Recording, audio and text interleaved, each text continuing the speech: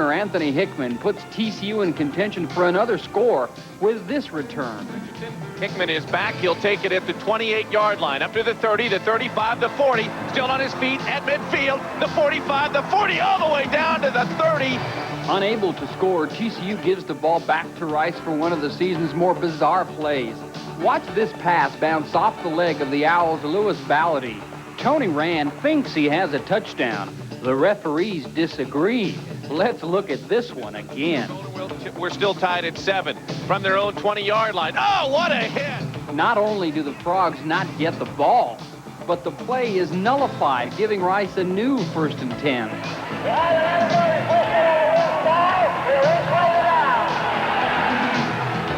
Frog fans like Jim Wacker had a hard time figuring that one out. TCU would come back from that, though, and take a 13-7 lead midway through that second quarter, when Tim Shade has all day to find Kyle McPherson here. Wide open in the end zone. Touchdown is McPherson. Shade would have another outstanding passing afternoon, 347 yards. Late in the second quarter, this interception, though, leads to one Rice score. Shade takes his time, lots of time, and has it picked off at the 42, down to the 30, the 20, inside the 15, the 10.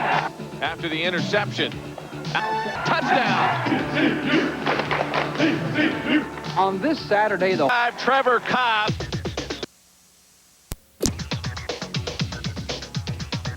Owl fans may have been celebrating and kicking back a bit early because TCU would score 3 touchdowns in less than 7 minutes. Shade, a 4-step drop down the middle. Blackwell complete. First down, knocked out of bounds. They need about 6 inches for the first down. Shade gives it the first man through. He has the first down. It was Michael Jackson on the carry. 2nd and 1 from the 12-yard line from the Rice Owls. Shade, all kinds of time. All kinds of time. McPherson knocked out of bounds at the 4-yard line. 2nd and goal from the 3. The Frogs with the option. Colors bounces off one tackle. He's in. Touchdown, Derek Colors. After the colorful freshman makes the score 28-19, TCU turns the momentum right here. After the 2-yard carry, ball is fumbled. TCU down to the field. Frogs have got it. TCU comes up with a big turnover here. Thomas Lewis on the snap. Greg Willett couldn't hang on to it, and T. Lewis, Artunji Bolin. TCU Frogs! Let's go! TCU Frogs! After a beautiful touch pass from Shade to Curtis Motkins, the Horned Frogs go back to their reliable freshman for the score. Derek Colors is the running back. Colors gets the football. He's got the touchdown the last carry. Colors! Touchdown! Derek Colors with a great individual effort around the left side, and he beat on that play number 3, Joey Wheeler, the linebacker, who has had a lot of big tackles. And completing the touchdown spree, Curtis Motkins early in the 4th quarter. Shade gives to Motkins around the right corner to the short side of the field. He's got some room. Touchdown! Kyle McPherson. Oh, Curtis Motkins, rather. TCU fans have a reason to smile. The Frogs are showing their muscle, especially on both lines of scrimmage. On offense, Shade had more than enough time to complete 30 out of his 47 passes. He's going to let it fly. Shipley's open. Shipley's got it inside the 20. Later, we'll show you how TCU stopped Trevor Cobb, the nation's top rusher. But it was a complete effort by the defense. The Frogs holding the Owls to just 113 yards on the ground. And after Rice scored on its first possession after intermission, the defense threw a shutout. So the Frogs are 5-1, and no one is happier than Shade playing his first complete game. He is the main reason TCU had nearly 500 yards on offense. The team did great. They came up, patted me on the butt at halftime, and it feels good. They all saved my butt, that's for sure. But the defense came out and played when they had to, and I'm happy as can be right now. We're 5-1. That's all we can be. Well, last Saturday, offense did have a big day. But what about that defense? Today with us, we have our defensive end coach, Dan Sharp, the youngest coach on the staff, and also maybe the most enthusiastic. You love it out there, don't you, Daniel? I really do. I get a lot of enthusiasm up there in that box. Yeah, that's right. And, of course, during the ball game, he's up on top. He's one of those guys trying to analyze what's going on. But, Dan, this last Saturday against Rice, I think it had to be one of our better defensive games. We've been playing really good all year. We're, right now, 19th in the nation in total defense and 11th in rushing defense. We've really done a good job against the run. Tell us about some of those groups. First of all, the guys you coach, those defensive ends, did they have a game? Well, I'm telling you, they probably played as good together this week as they have all year. Roosevelt and Tunji both. Oh, I mean, and I think they had 2.5 sacks between them and 7 pressures, made tackles all over the field, week after week, and both graded out 91%. That's incredible. Right, they're probably playing as good as anybody at the defensive end spot as we've had since you've been here. Probably. That's right, at least in the last 8 or 9 years, I could say that. The other guy we got to mention today, T. Lewis. Gee, did he have a game. Tell us a little about Thomas. T. Lewis probably had his best game of the year. He was up and down that line all over the place. I think he had 8 tackles. Yep. Tackle for a loss. Had a pressure. By far his best game. You bet. And that boy, to see the tackles starting to come on, those young ones, we've had some injuries. We need it. They need to keep coming on. Linebackers. We had another freshman step out, Michael Moulton. And, another young guy, Coach. I mean, he had a superb game. He broke up a couple of big pass plays. Down the stretch there. I think one hit him right in the back of the head. He was running down the field. That was my favorite one now. That's using your head in this game. Right. Whatever it takes. Oh, that's right. And then the other guy we got to mention, boy, in the secondary, those guys keep playing good. But what about Greg Evans? 8 tackles all over the field. What do you think about that youngster right now? He's playing good right now. He's young, and we expect great things out of him. He's playing really well. And only a sophomore. That was kind of the defensive package. What a great game they had. And now let's take a look at that Southwest Conference schedule.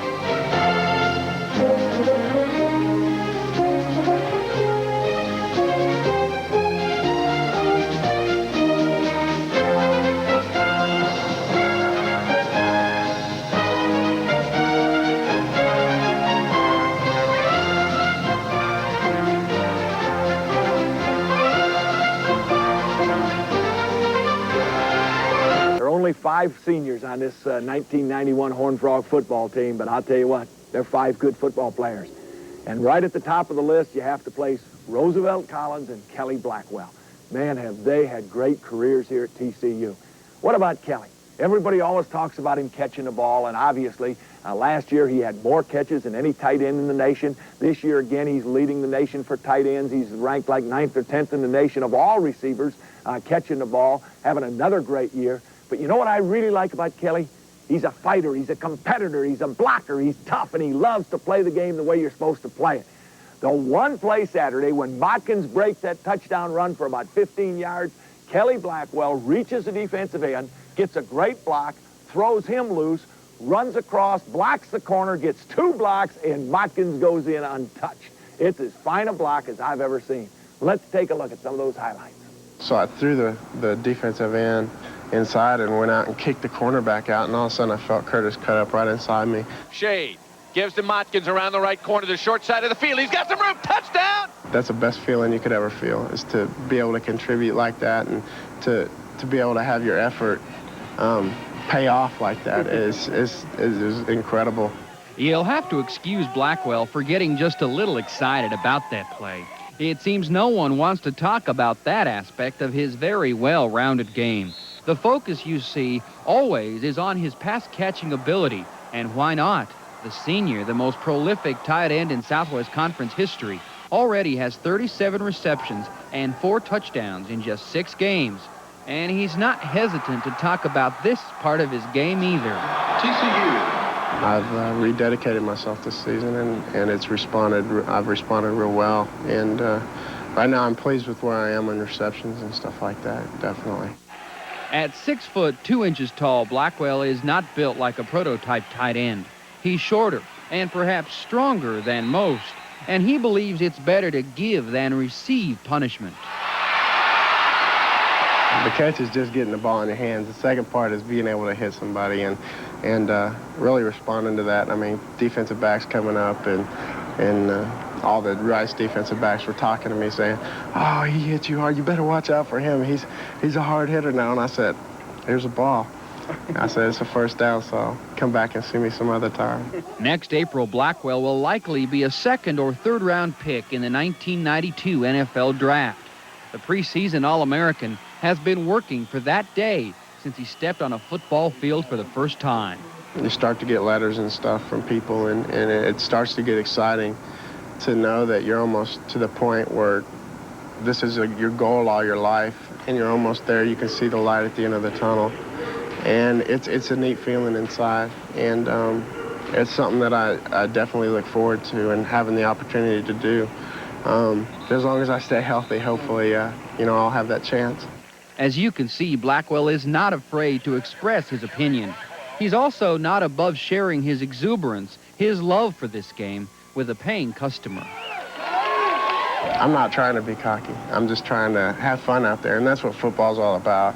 And when I get the fans involved and when everybody gets involved and gets excited, that makes it so much better for the players, and it gets us up inside.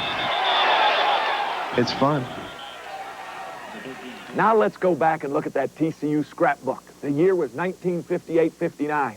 There was an offensive, defensive tackle on that team that was one of the best ever. His name was Don Floyd. He was all Southwest Conference. He was first-team All-American, and he dominated. Boy, could we use him today against those Baylor Bears.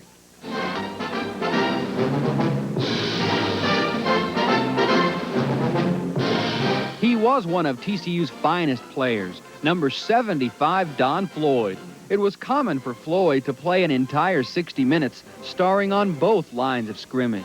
With Floyd as one of its anchors, TCU won the conference in both 1958 and 59. The Horned Frogs going bowling both years.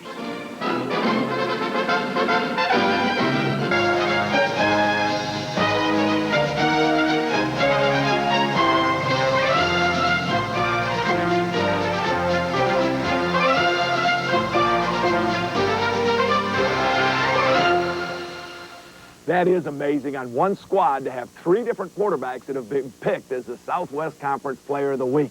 Now, the sad thing is 2 of those guys aren't healthy. 2 of those guys are out of the lineup, so it all comes down on the young freshman's shoulders, Tim Shade. But again, he's having a heck of a year. But hey, that's not the only one we got hurt. What about losing Richard Woodley? He's his finally second leading receiver, by far our quickest guy on the field, and did he have a great game Saturday? And the other one, Derek Cullors, the freshman.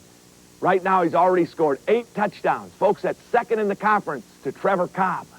But again, we're going to miss him. He's got a bad sprained ankle, and he is not going to be going today against the Baylor Bears. So there are some real key people out. The good news is we've got some depth. There are going to be some other guys like Stu Dickens and Michael Jackson that get a chance to play. And I promise you this, they're going to play hard, they're going to play good, and we're not going to miss a beat.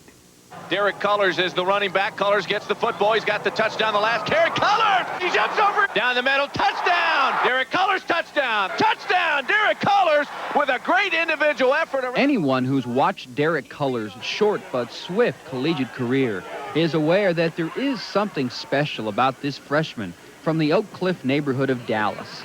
It's not so much that he scored 7 touchdowns, the most on the team, and won off the Southwest Conference freshman record.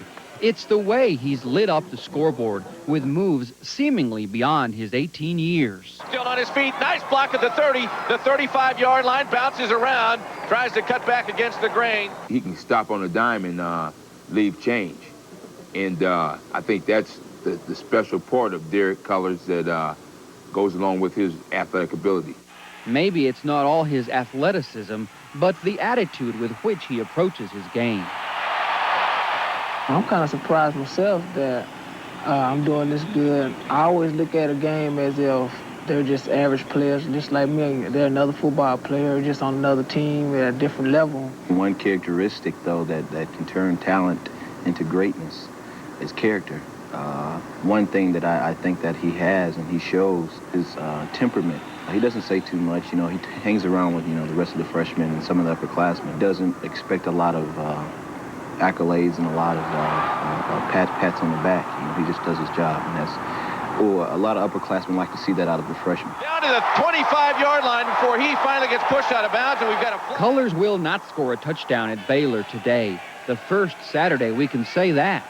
Cullors is out for 2 weeks after this injury in the 4th quarter against Rice. And I heard it pop. I thought it was broke.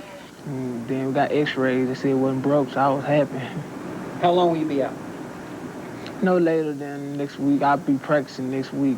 Without Cullors in the lineup, junior running back Curtis Modkins will see more playing time.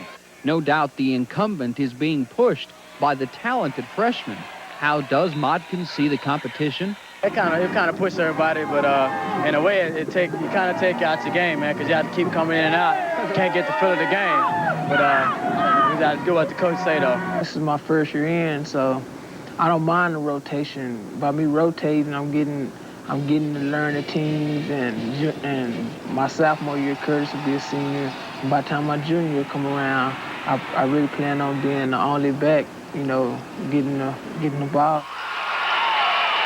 For his part, Jim Wacker is thankful he has two backs that average 4.5 yards every time they touch the ball. And although he's scored 7 touchdowns, Color's longest run has been 14 yards. He says not to worry, his moment, in fact more than one, will come. Just keep watching. I'm not really concentrating on, I gotta get along. I'm just taking them play by play, and I believe eventually I'm gonna get that break and I'm gonna be gone. Derek Cullors, is he a fun back to watch? Man alive, he gets the ball in the end zone about as good as any we've had. But, you know, a lot of other guys played really good on Saturday. How about that passing attack? How about a young freshman quarterback that throws for 347 yards? The poise, the composure, that's the thing I think I really like the best about Tim. And to be honest, I think he learned that from Leon Clay. Leon is a tremendously poised quarterback, and that's as good a quality, as good a thing as you can have going. I'll never forget, on the one touchdown throw, Tim takes a snap from the center as he's dropping back. He takes his right hand off the football, rubs it on his jersey a couple times like he's cleaning it off. Then he bounces around back there. It takes a month of Sundays. He's got all day to throw the ball. Receivers are running all over, and Kyle Mack just stands there in the end zone waving his hand. Finally, Tim sees him, throws a strike, touchdown. Oh, was that a big score. Let's take a look at the American Airlines play of the game. It's 3rd and 10 for TCU. Colors and a one-back set now moves out of the slot position. Shade's going to throw. A long way to go. There at the 27. He's got all kinds of time. Now he's going to let it fly wide open in the end zone. Touchdown is McPherson. Wide open, a 27-yard touchdown pass, and Tim Shade had a lot of time, and so did Kyle McPherson, who gets his 3rd.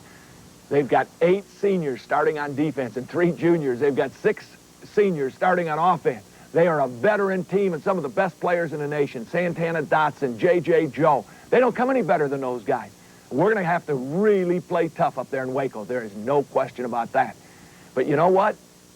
Hey, are those wins ever fun? Are they ever a good reason to lay it all on the line? Because there's nothing worse than losing, and there's no better feeling in the world than winning. Everybody knows that. What about in the locker room afterwards? We do a lot of silly things after we've won a ball game, but one of the most fun is when Ed Galavis gets out there and does his dance. I'll tell you what, he adds a lot to our football team.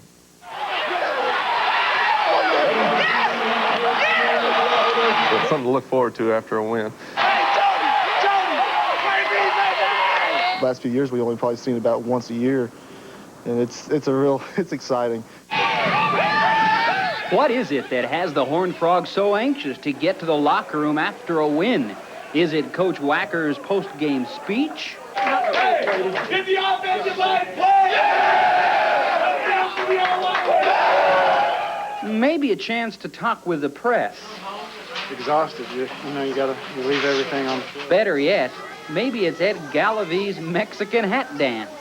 For some reason, the guys just kid about me being Hispanic. Nothing racial about it, but I just, for one reason, got in this crazy mood and just threw a helmet down and started doing my Mexican hat dance around it. It's really neat when he gets out there and does it because everyone gets around and they throw out helmets and they throw out towels for the hat, and then everyone starts singing the chant and he just starts going around dancing. It's a pretty exciting thing.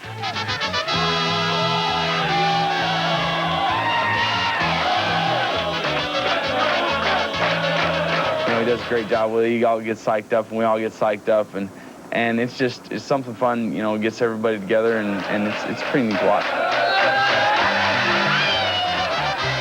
They provide the music. You know, they clap, they hum, and they really like it. So that, you know, when they get involved, I kind of ham it up.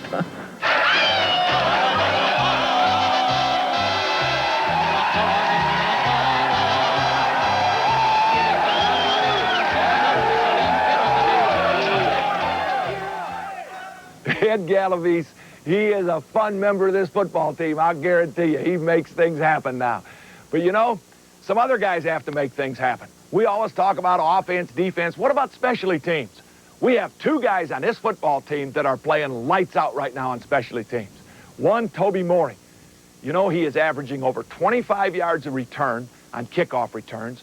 That puts him #1 in the conference, in the Southwest Conference. He's one of the top in the nation, and he just broke the all-time record at TCU for most kickoff return yardage ever. How about Anthony Hickman, huh? He does a great job at cornerback, already has 3 interceptions, but returning punts, he is second in the Southwest Conference right now, 0.2 of a yard out of first place. Those specialty teams are critically important, folks, and thank goodness we've got Morey and Hickman on our side. Now, what about this week? What about today playing those Baylor Bears? What a great challenge. What a fun game. And it's going to be on Raycom TV, 12 noon. You tune in. It's their homecoming, but for the Horned Frogs, it's a chance to go 6-1. It's a chance to break into the top 25. We are looking forward to this one, folks. See it today, high noon. You be there or be watching. TCU Football with Jim Wacker is brought to you by the Coca-Cola Bottling Company of North Texas, Radio Shack, American Airlines, Blackman Mooring Stamatic, Gatorade, Dr. Pepper Bottling Company of North Texas, Union Pacific Resources, Curtis Nooner, Southwest Land Title, Bruce